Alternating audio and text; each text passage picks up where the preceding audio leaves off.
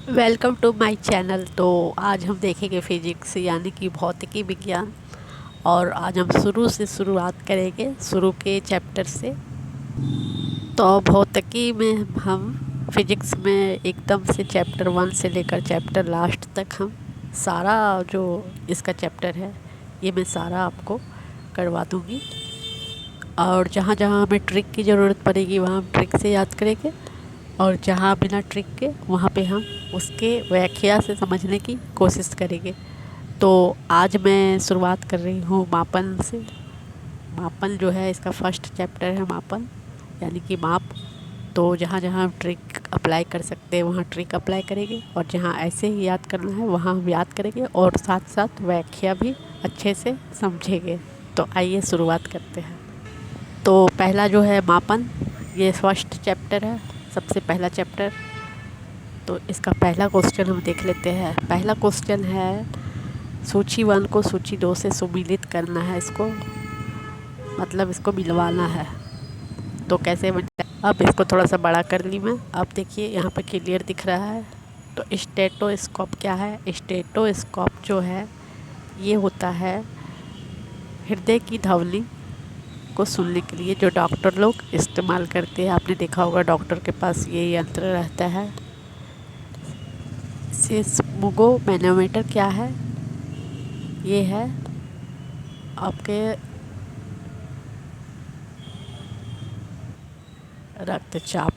रक्तचाप मापने के लिए इसका यूज किया जाता है। और इसका तो यूज मैंने बोला हृदय की ध्वनि सुनने के लिए। कैरेट मीटर सोने की शुद्धता नापते हैं, और लक्स मीटर प्रकाश की तीव्रता मापने के लिए किया जाता है इसका यूज। तो आपने देखा होगा टीवी पे लक्स का एडवर्टाइजमेंट जो होता है, तो लक्स साबुन से कोई भी हीरोइन नहाती है तो वो क्या होती है, लाइट की तरह चमकने लगती है। तो प्रकाश की तीव्रता लक्स मीटर होगा। और जैसे कि आपको सभी को पता होगा कि सोना को जो नापते हैं तो कैरेट में हो, सो उसको नापते हैं। तो कैरेट मीटर होगा सोने की नाप को। और बाकी डिटेल देख लेते हैं। तो ये है डिटेल। स्टेथोस्कोप जो है वो डॉक्टर के पास रहता है।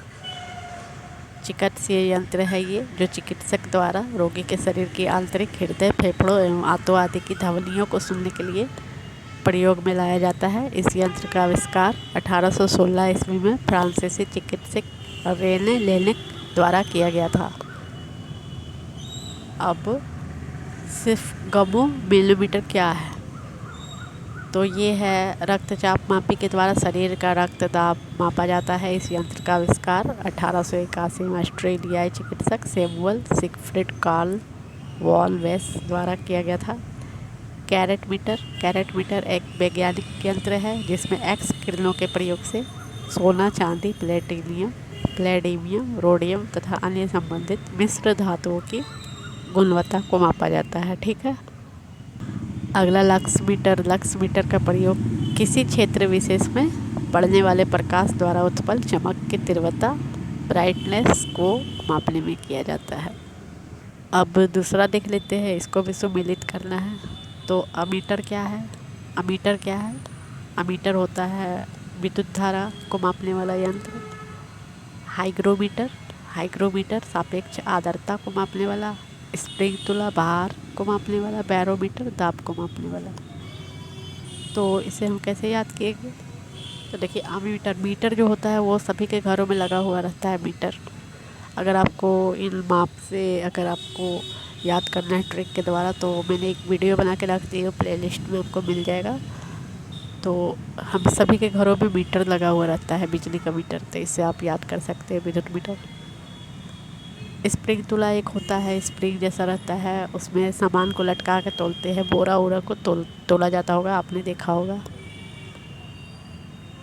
तराजू होता है। तो आइए इसका डिटेल थोड़ा सा देख लेते हैं ताकि आपको अच्छे से समझ में आ जाए। आमीटर जो होता है किसी विद्युत परिपथ में बहने वाली धारा यानी कि करंट को मापने के लिए प्रयोग किया जाता है। विद्युत धारा को एम्पीयर में मापा जाता है। हाइग्रोमीटर जो होता है मौसम विज्ञान में संबंधित यंत्र है जिसके माध्यम से वायु में आर्द्रता और जलवाष्प की मात्रा मापी जाती है। स्प्रिंग तुला होता है, एक कमानीदार तुला भार मापी है, इसमें एक सिरे पर स्प्रिंग लगी होती है और वह सिरा स्थिर होता है तथा दूसरे सिरे पर एक हुक लगा होता है। इसी हुक से किसी वस्तु को लटकाकर उसका भार को ज्ञात किया जाता है। बैरोमीटर यंत्र की सहायता से वायुमंडलीय दाब को मापा जाता है। वैज्ञानिकों द्वारा मौसम की भविष्यवाणी करने में इस यंत्र का प्रयोग किया जाता है। अब देखिए पायरोमीटर किसके मापन में प्रयोग किया जाता है, अगला क्वेश्चन है। तो ये मापा जाता है उच्च ताप इसका राइट आंसर होगा, उच्च ताप के।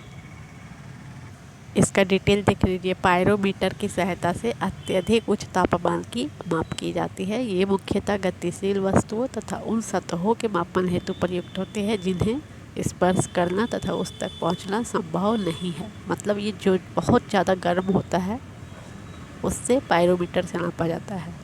पायरोमीटर दो प्रकार के होते हैं, एक विकिरण उत्तापमापी, इसमें गर्म वस्तु से निकलने वाले विकिरण की माप करके उसका तापमान ज्ञात किया जाता है, और दूसरा है प्रकाशीय उत्तापमापी, इसके द्वारा गर्म वस्तु की चमक के आधार पर उसका ज्ञात किया जाता है। अगला रडार क्यों उपयोग में आता है। तो रडार को है सो किसी भी वस्तु को पता लगाने में इसका उपयोग किया जाता है। किसके द्वारा, रेडियो तरंगों के द्वारा। इसका राइट आंसर है रेडियो तरंगों के द्वारा। रेडियो तरंगों के द्वारा इसका पता लग। तो रडार का उपयोग आता है रेडियो तरंग द्वारा किसी भी वस्तुओं की स्थिति ज्ञात करने में। अब इसका डिटेल देख लेते हैं, व्याख्या देख लेते हैं। रडार जो होता है रेडियो डिटेक्शन एंड रेंजिंग किसी वस्तु का पता लगाने की प्रणाली है। इसमें रेडियो तरंगों के प्रयोग से किसी वस्तु की उपस्थिति, दिशा, गति आदि का ज्ञात किया जाता है। रडार का प्रयोग वायुयानों, निर्देशित मिसाइलों, मोटर वाहनों आदि की अवस्थिति पता लगाने के लिए किया जाता है। निम्न में से भूकंप मापी यंत्र कौन है। भूकंप किससे मापा जाता है। तो ये मापा जाता है सिस्मोग्राफ से मापा जाता है। इसका डिटेल आइए देख लेते हैं। डिटेल है इसका, भूकंप मापी भूकंप, ज्वालामुखी विस्फोट, परमाणु प्रशिक्षण व अन्य विस्फोट के कारण उत्पन्न भूगति मापने में प्रयोग किया जाने वाला यंत्र है।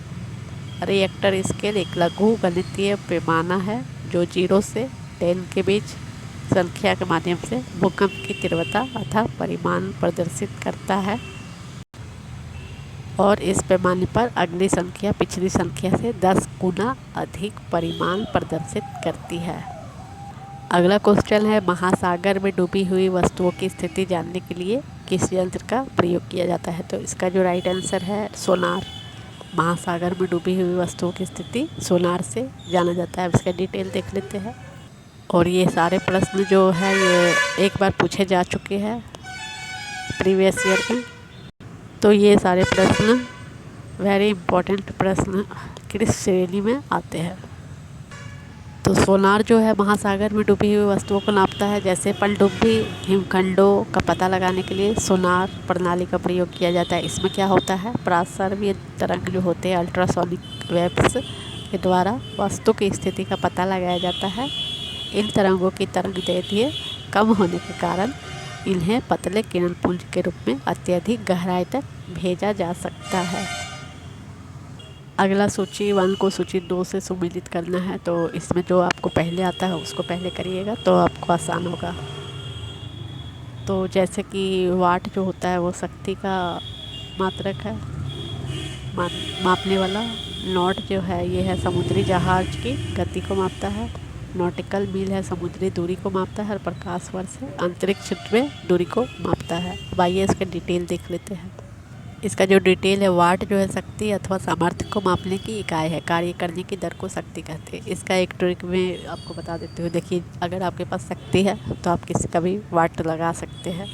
अगर आपके पास शक्ति है तो आप किसी का भी वाट लगा सकते हैं। ये एक ट्रिक है। नॉट समुद्र में जहाज़ों की गति मापने की इकाई है। इसे नॉटिकल मील घंटा में व्यक्त किया जाता है। एक नॉट 852 किलोमीटर प्रति घंटा के बराबर होता है। नॉटिकल मील जो है समुद्री दूरी मापने की इकाई है। एक नॉटिकल मील अक्षांश के 1 मिनट अथवा 1.852 किलोमीटर के बराबर होता है।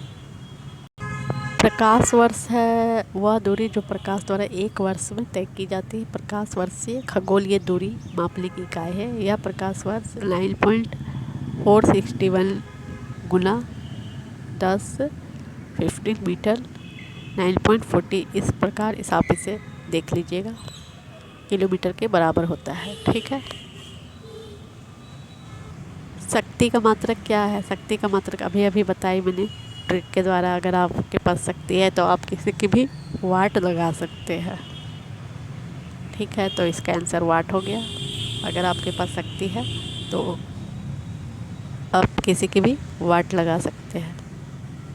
आइए इसका डिटेल देख लेते हैं। किसी व्यक्ति अथवा मशीन द्वारा इकाई समय 1 सेकंड में किया गया कार्य अर्थात उसके काम करने की दर को शक्ति अथवा सामर्थ्य कहते हैं। शक्ति को जूल प्रति सेकंड अथवा वाट में व्यक्त किया जाता है। ठीक है, अगला देख लेते हैं। इस पे आपको सही उत्तर का चयन करना है।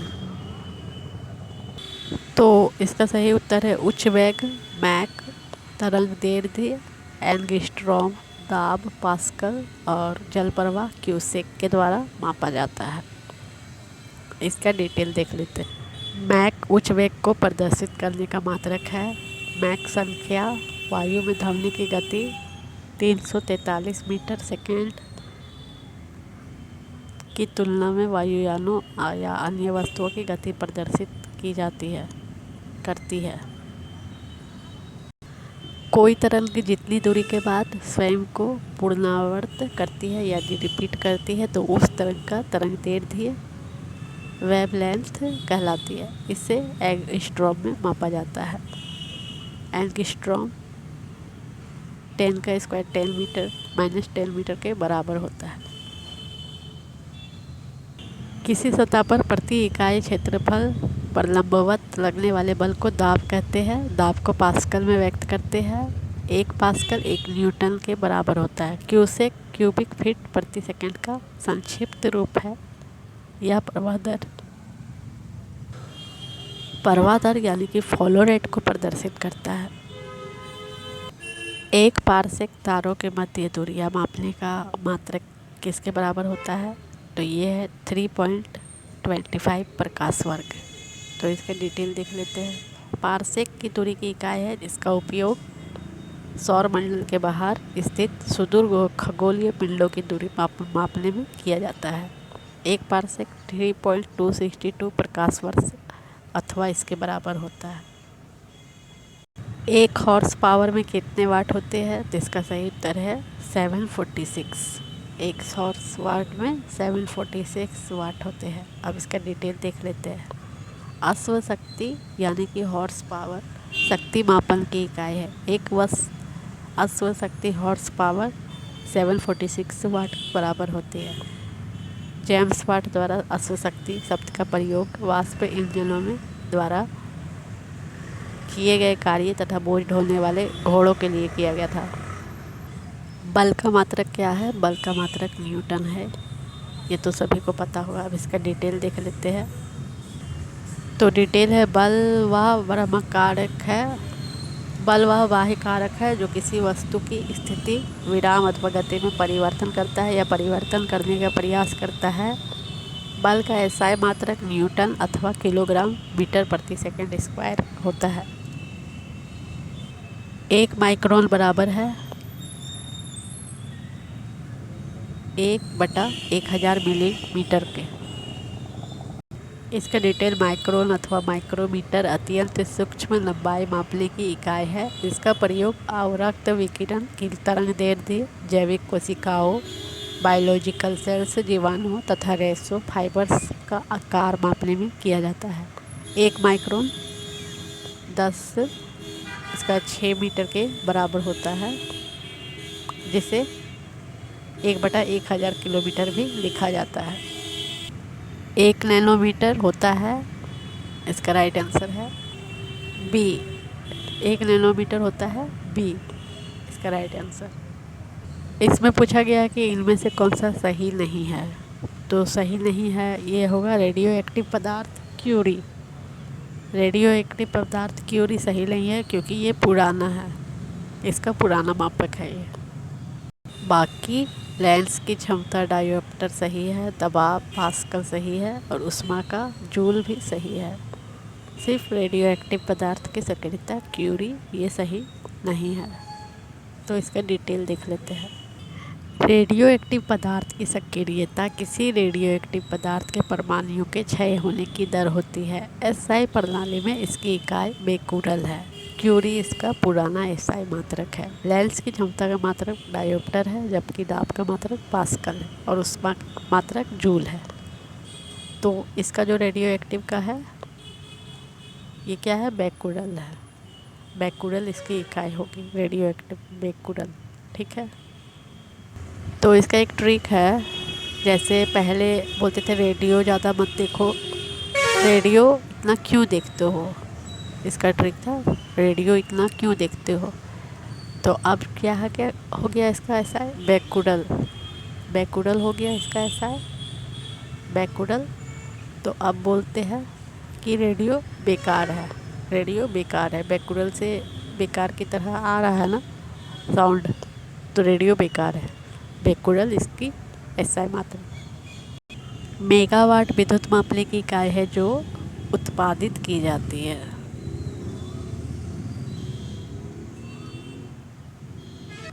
तो इसके डिटेल देख लेते हैं। मेगावाट विद्युत उत्पादन क्षमता को मापने की इकाई है जो विद्युत उत्पादन केंद्र में उत्पादित की जाती है। 1 मेगावाट 1 लाख वाट के बराबर होता है। घरों में उपयोग किए जाने वाली विद्युत की मात्रा किलोवाट में मापी जाती है, जिसे यूनिट भी कहा जाता है, अर्थात 1 यूनिट 1 किलोवाट घंटा के बराबर होता है। इसमें सुमिलित करना है, इसमें क्या करना है, सुमिलित करना है। तो इसका राइट आंसर क्या होगा, सुमिलित करें इसमें बोला गया है, तो इसका राइट आंसर होगा डी। तो इसका जो होगा त्वरण का होगा मीटर प्रति सेकेंड स्क्वायर, और बल का होगा न्यूटन, कार्य का होगा जूल, और आवेग का होगा न्यूटन सेकेंड। तेल का एक बैरल निम्नलिखित में से किसके बराबर होता है। तो इसका राइट आंसर होगा बी। बैरल अंतर्राष्ट्रीय स्तर पर पेट्रोल या कच्चे तेल की मात्रा को मापने की इकाई है। इसे पूर्व में बैरल में मापा जाता था अथवा वर्तमान में इसे घन मीटर में मापा जाता है।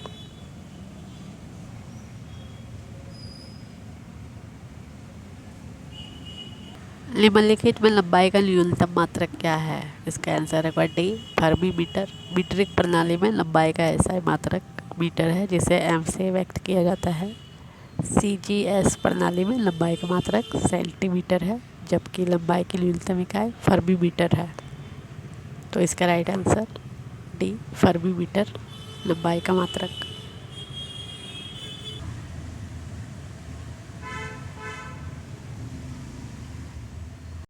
वायुमंडल में ओजोन परत की मोटाई को दर्शाने वाली इकाई कौन सी है। तो इसका राइट आंसर है डॉप्सन। डॉप्सन इसकी इकाई है।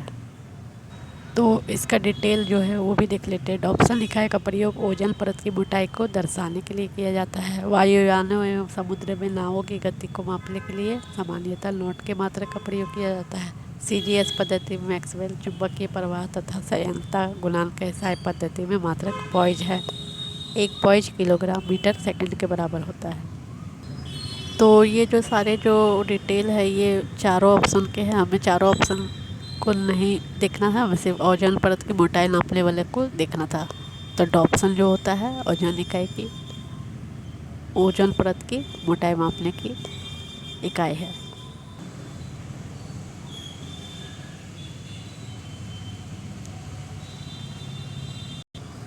कौन सा सुमेलित नहीं है यहाँ पे पूछा गया है। तो आइसो मोहिलाइन हिमवर्षा ये सुमेलित नहीं है, बाकी ये सब सुमेलित है।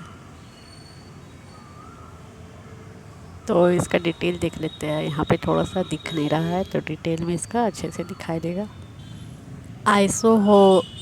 आइसोहेलाइन जो है ये एक जलीय प्रणाली में समान लवणता के बिंदुओं को मिलाने वाली रेखाएं होती है।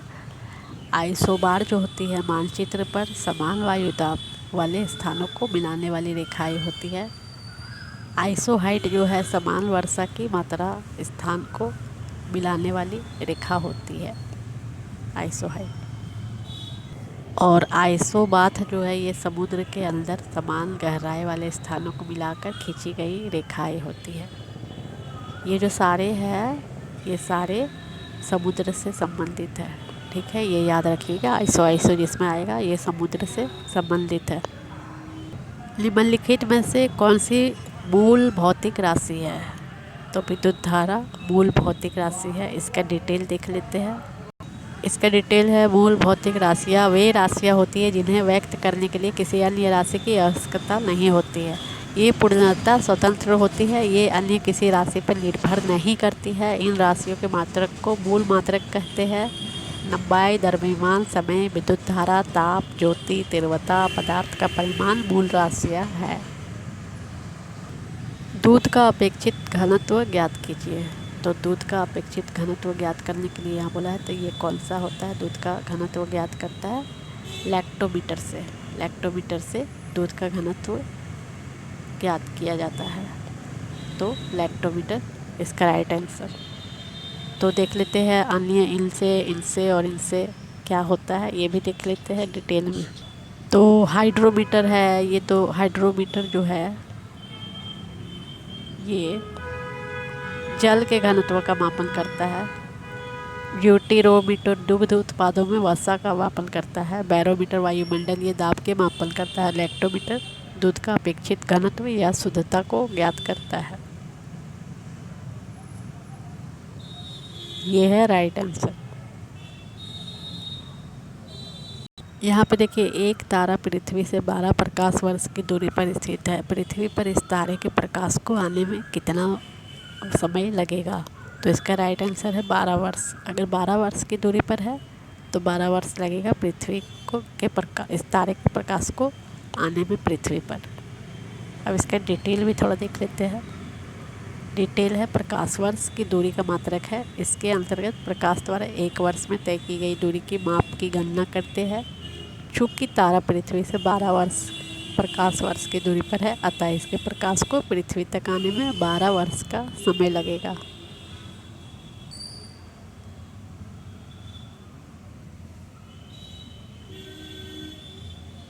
निम्नलिखित में से कौन सा पद समय से संबंधित है? तो अधिवर्ष। अधिवर्ष जो है ये समय से संबंधित है। तो इसके डिटेल देख लेते हैं।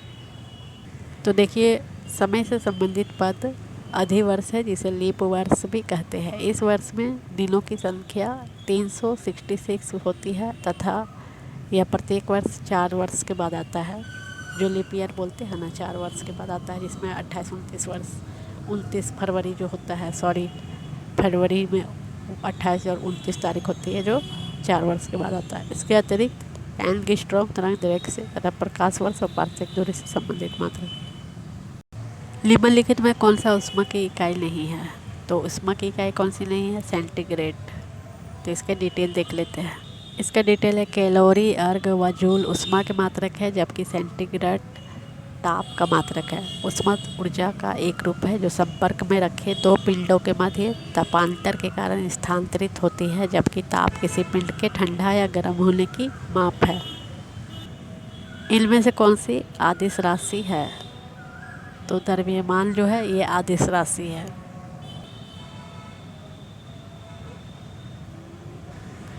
तो इसका जो डिटेल है ये देख लेते हैं। द्रव्यमान एक आदिश राशि है। वे भौतिक राशि है जिनमें केवल परिमाण होता है, दिशा नहीं होता। आदिश राशि कहलाती है, जैसे लंबाई, दूरी, द्रव्यमान, समय, आयतन, चाल आदि। जबकि सदिश राशियाँ वे राशियाँ होती है जिनमें परिमाण के साथ साथ दिशा भी होती है, जैसे वेग, त्वरण, बल, भार, संवेग आदि।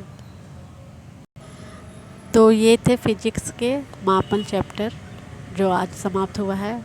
अब अगला चैप्टर हम देखेंगे बल एवं गति, जो मेरे अगले वीडियो में आएगा। तो अगर आपको वीडियो पसंद आया तो आप मेरे चैनल को सब्सक्राइब करें, लाइक करें, शेयर करें। धन्यवाद। जय हिंद, जय भारत।